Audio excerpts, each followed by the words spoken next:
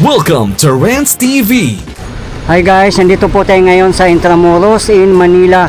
Please samahan niyo po akong mag-update dito sa ongoing restoration ng Intendencia Building. Ayan na po sa harapan natin. Ito po yung update natin today, July 16, 2026.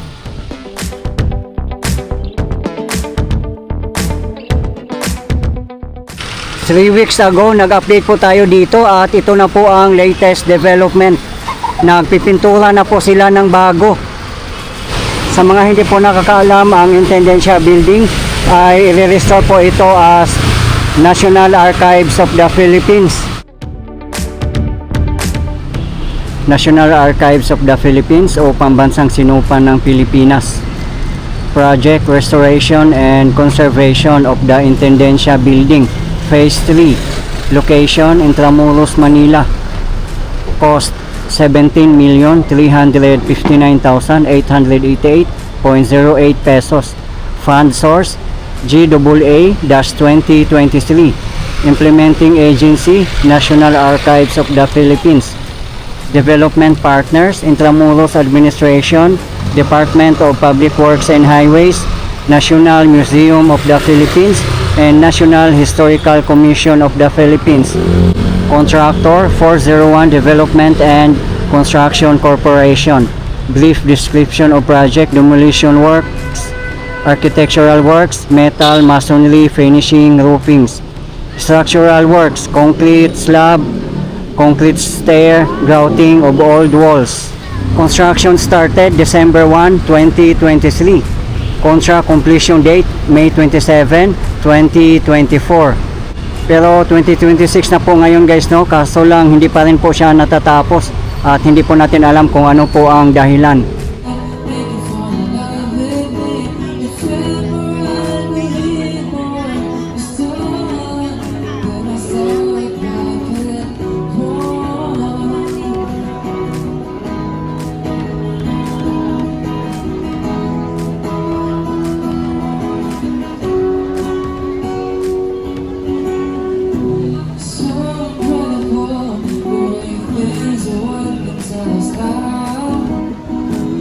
Ayan po sa tapat natin ang Jollibee, ang pinakamalapit po sa Pasig River Esplanade.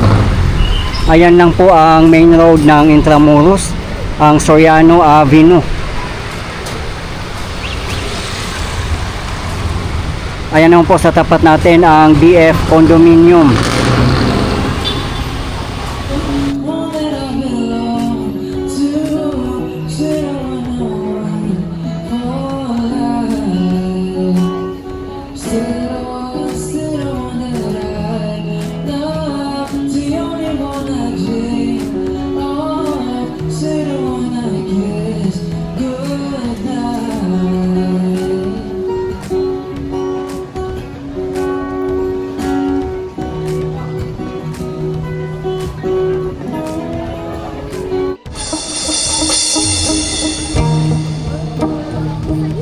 Sa barko na sakit ng ganito, oh, ang pagmasdan ka sa malayo.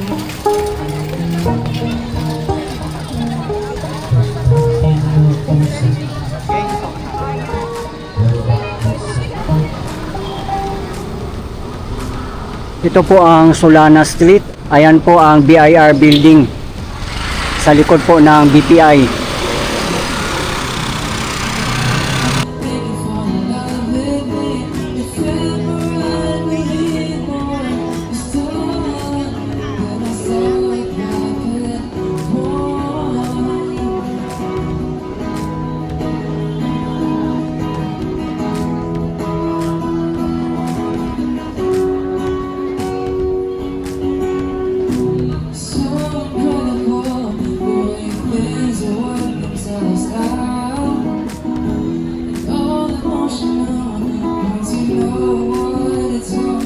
Dito lang po tayo sa Plaza España.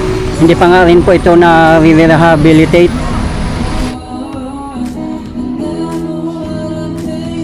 Ayan lang po ang Intendencia Building.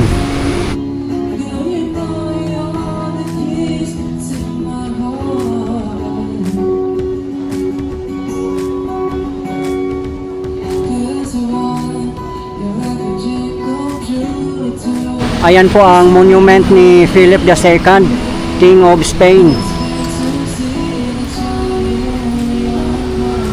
Diyan naman po sa site ng BPI Bank, diyan po nakatayo ang Santo Domingo Church at nasa Quezon City na nga po nilipat.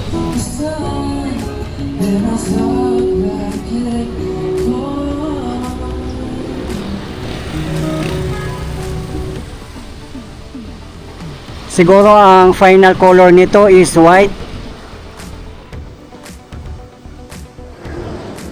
Maganda rin guys no kung white.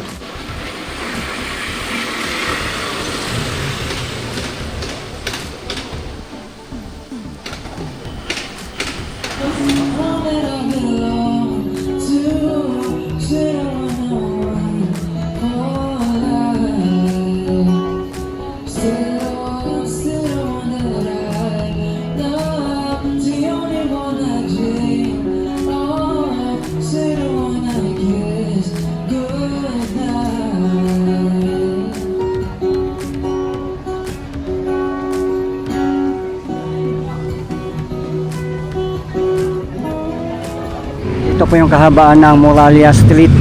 Nandiyan na po sa bandang unahan natin ang Letran, Mapua, Lyceum at iba pang mga schools.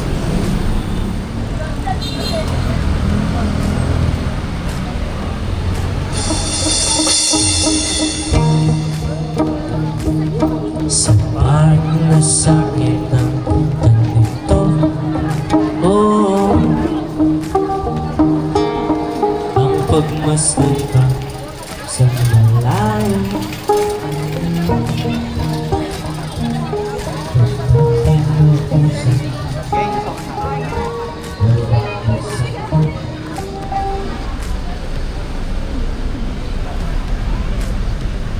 Ayan po sa tapat natin ang Bureau of Immigration.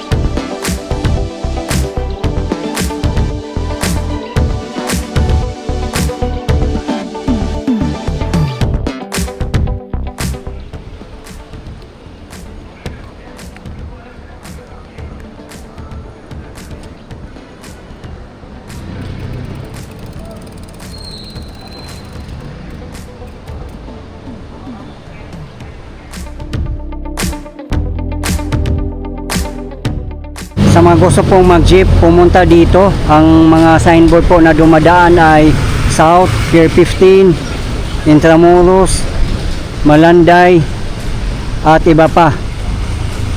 Kung gusto nyo naman pong mag-train dito, ang pinakamalapit po na station ay Central Terminal. Walking distance lang po, dyan lang po kayo dumaan sa may Arroceros Forest Park. Dire-diretso na po yun papunta dito.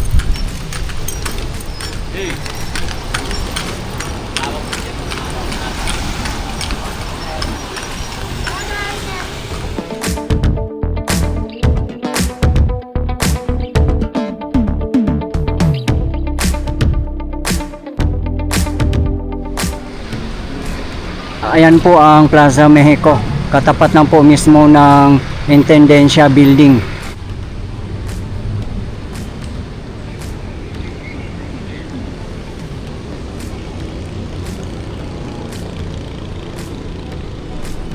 Dito lang po tayo sa Plaza Mexico. At ayan po ang kahabaan ng Pasig River Esplanade. At yun po sa taas natin ang Binondo Intramuros Bridge. Doon po tayo galing kanina. Kung didiretsuhin po natin ito, ang pinakadulo po ay Fort Santiago. Meron din pong gate doon kung gusto nyo pumasok sa Fort Santiago.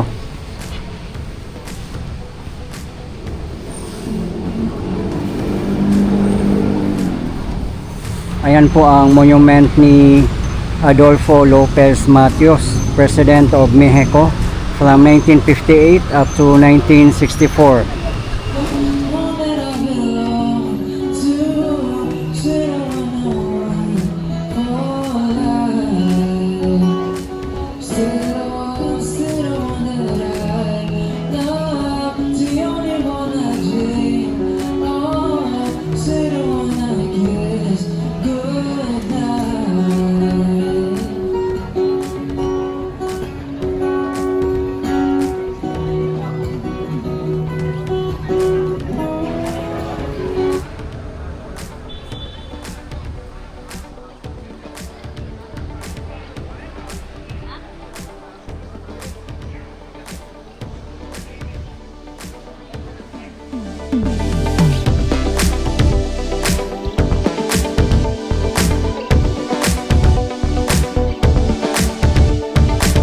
Ayan po sa baba natin ang Plaza Mexico.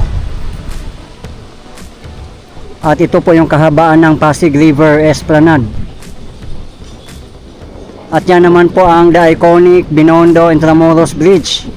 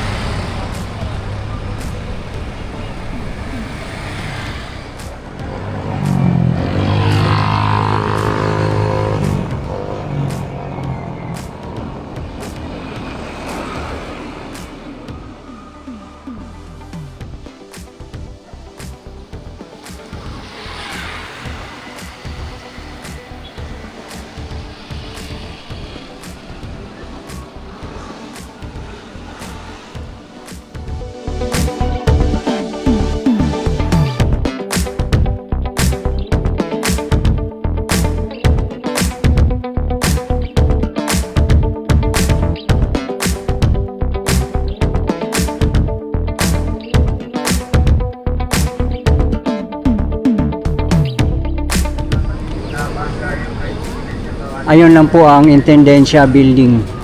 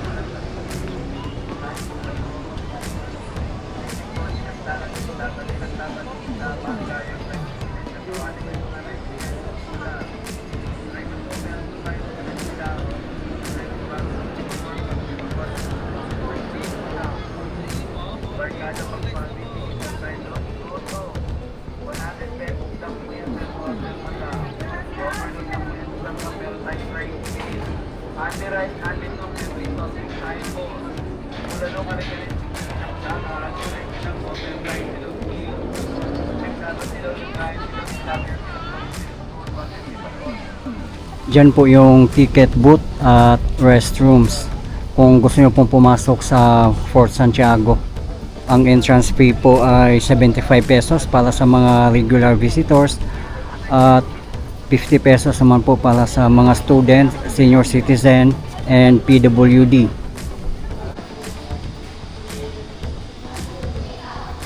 Yan, napakaganda rin po ang CR nila dito, well maintained at aircon pa.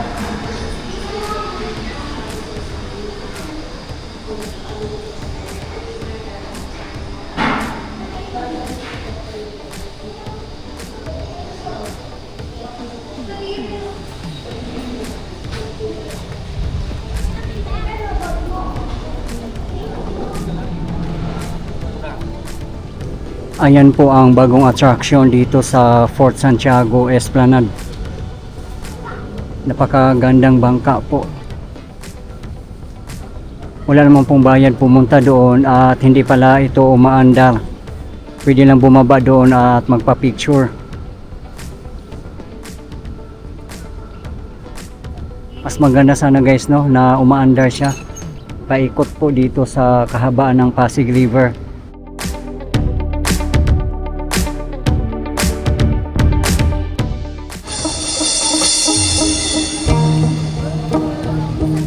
Sa pagmasakit ng Napakaganda po ng sunset dito.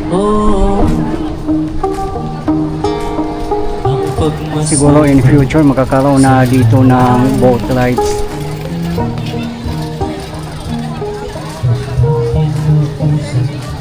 At mga floating restaurant katulad po sa Lobok, Bohol.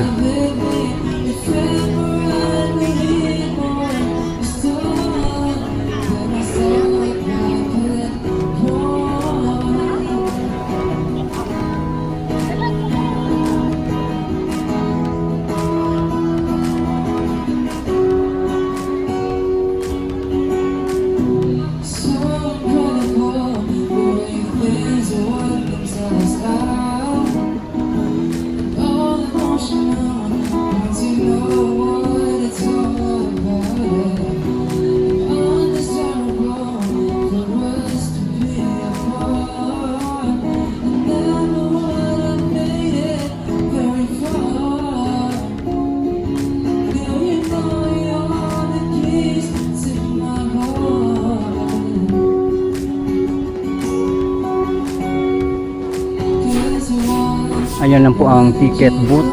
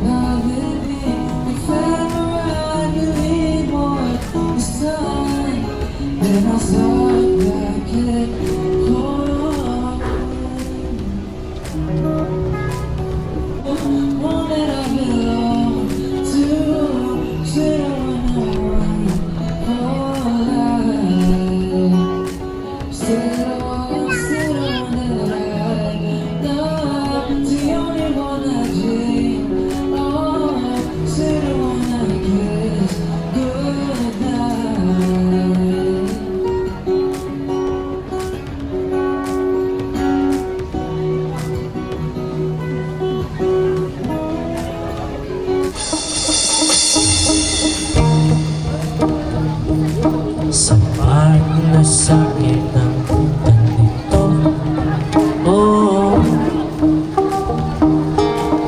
Ang pagmasakit sa malayo.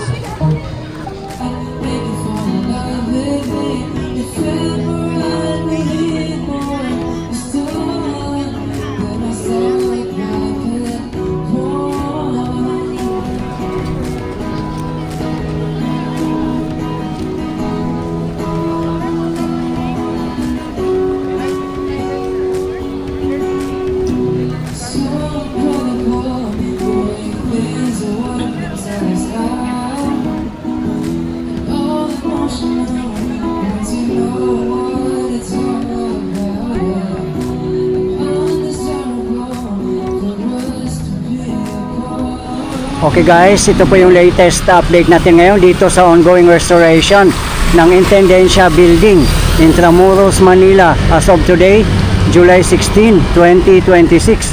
Maraming salamat po sa patuloy yung suporta at panonood ng aking mga videos. I really appreciate po. At hindi po ako magsasawang i-update kayo lalong-lalo na po sa mga government infrastructures. Mabuhay ang Pilipinas. Okay guys, thank you for watching and keep safe everyone.